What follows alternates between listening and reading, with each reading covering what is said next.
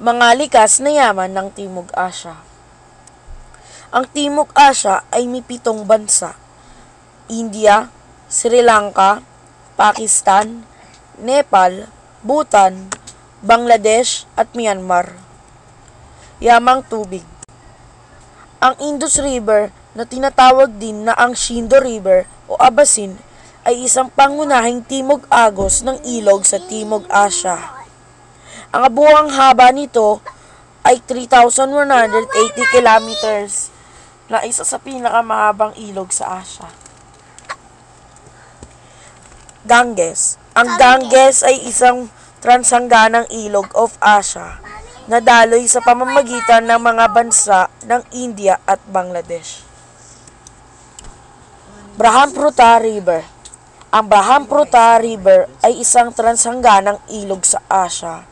Ito rin ay isa sa mga pangunahing ilog ng Asya na naghahati sa 4 na bansa: China, India, Bhutan, at Bangladesh. Bay of Bengal. Ang Bay of Bengal, ang pinakamalaking bay sa mundo, bumubuo sa hilagang silangang bahagi ng Indian Ocean. Sa pahapiyaw na tatsulok, ito ay bordered sa karamihan sa pamamagitan ng India at Sri Lanka sa kanluran, Bangladesh sa hilaga at Myanmar o Burma at ang Andam o Nicobar Island sa silangan. Yamang lupa o Himalayas. Ang Himalayas o Himalaya ay isang mountain range sa Asya na nagpapahiwalay sa Indian subcontinental. Mula sa Tibetan Plateau, ang Himalayan Hanay ay tahanan sa pinakamataas na peak sa planeta. Mount Everest. Mount Everest, nakilala rin sa Nepal bilang Sagarmatha at sa Tibet bilang Komulugma, ay pinakamataas na bundok sa mundo. Ito ay matatagpuan sa mountain range Mahalungar sa Nepal at Tibet. Yamang mineral.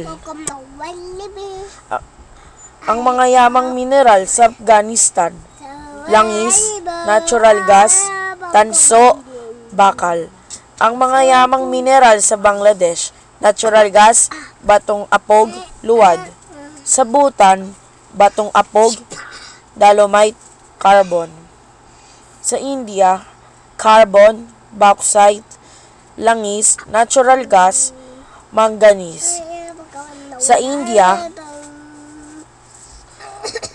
sa Nepal, bakal, tanso, mica. Sa Pakistan, rock, salt, silica, sand, carbon, gypsum, batong apog, chromite, bakal.